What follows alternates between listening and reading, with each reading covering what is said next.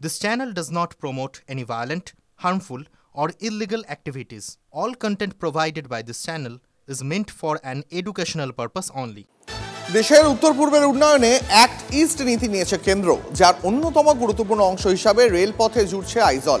দুর্গম পাহাড় কেটে ট্র্যাক, অত্যাধুনিক টানেল, সবুজ গালিচাকে পাশে নিয়ে এক দুর্দান্ত জার্নি।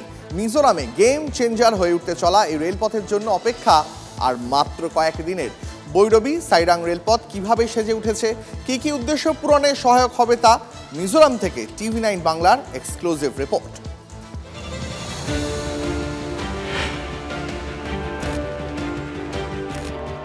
উত্তর পূর্বের রাজ্যগুলোর মধ্যে অসম, ত্রিপুরা, অরুণাচল প্রদেশের রাজধানী ইতিমধ্যেই রেলপথে জুড়েছে।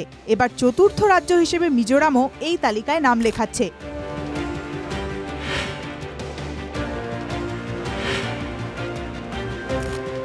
রাজ্যে রেল সংযোগের স্বপ্ন এবার বাস্তবে রূপ পেতে চলেছে।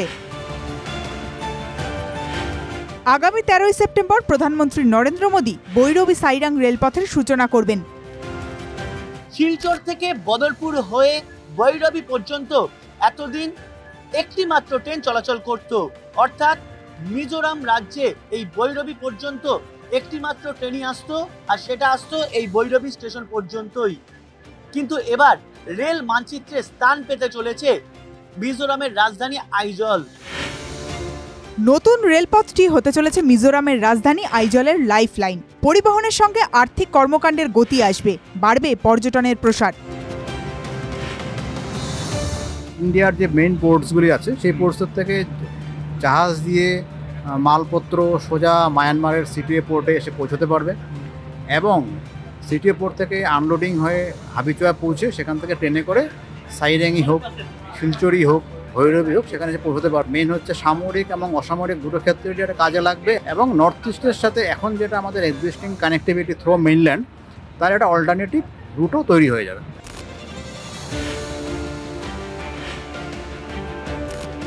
বৈরবী থেকে আইজল সড়কপথে পৌঁছাতে প্রায় 10-12 ঘন্টা পেরিয়ে যেত। রেলপথে সেই সময় কমে হবে মাত্র 30 থেকে 40 মিনিট। 1999 সালে এই প্রকল্পের পরিকল্পনা শুরু হয়। দুর্গম পাহাড় কেটে নানা প্রতিকূলতার পথ পেরিয়ে প্রায় 26 বছর উত্তর পূর্বের রেল মানচিত্রে জুড়ে যাচ্ছে মিজোরামের রাজধানী।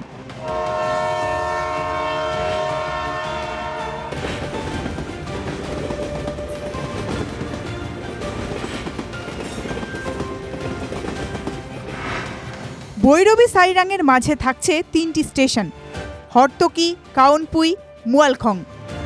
দেশের দ্বিতীয় সর্বোচ্চ পিলারের উপর তৈরি হয়েছে রেল ব্রিজ, যা দিল্লির কুতুব মিনারের থেকেও 42 মিটার উঁচু। 196 নম্বর পিলার, যার উচ্চতা 114 মিটার। আর এই 114 মিটারই যখন বলা হচ্ছে, তখন সেই পরিসংখ্যান হিসাব দিতে গিয়ে মূলত আসে কুতুব মিনারের কথা, যে কুতুব মিনার থেকে প্রায় 42 মিটার উঁচু এই পিলার। মূলত রেলের আধিকারিকরা জানাচ্ছেন যে আপাতত বৈরবী থেকে সাইরাং যাত্রাপথ শুরু হলেও আগামী দিনে যাত্রাপথ আরও সম্প্রসারিত করারও পরিকল্পনা রয়েছে রেলের।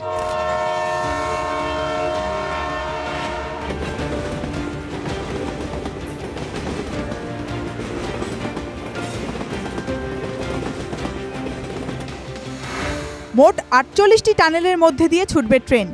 3 নম্বর টানেলের দৈর্ঘ্য সব থেকে বেশি, প্রায় 2 কিলোমিটার। 55টি বড় এবং 87টি ছোট সেতু থাকছে এই যাত্রাপথে। 5টি সড়ক সেতু থাকছে রেল লাইনের উপর দিয়ে, 6টি সড়ক থাকছে রেল ব্রিজের নিচ দিয়ে।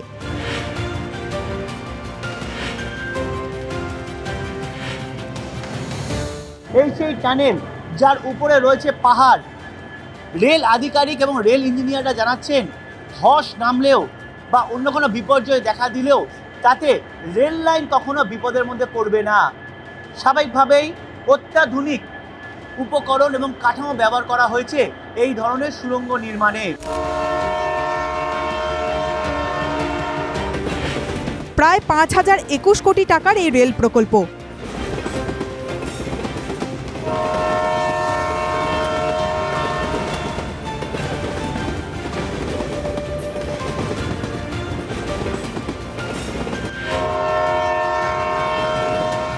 উত্তর পূর্বের এই রাজ্যের যোগাযোগ ও বাণিজ্য ক্ষেত্রে যা হয়ে উঠতে চলেছে গেম চেঞ্জার।